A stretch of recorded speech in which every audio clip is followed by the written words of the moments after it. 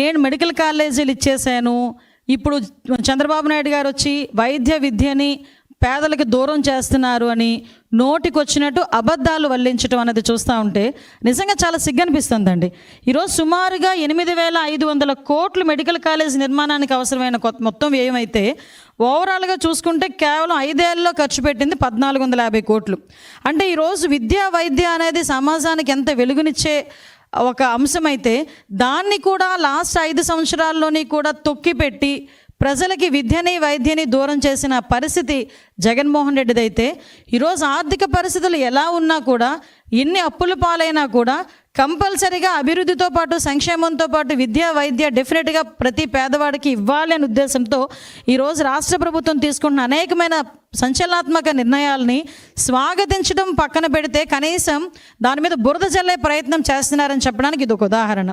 అంటే ఈరోజు PPP model అనేసరికి ఎందుకు ఉలిక్కి పడుతున్నాడో నాకు అర్థం కావట్లేదు. పీపీపీ మోడల్ అంటే పబ్లిక్ ప్రైవేట్ పార్ట్నర్షిప్ అండి.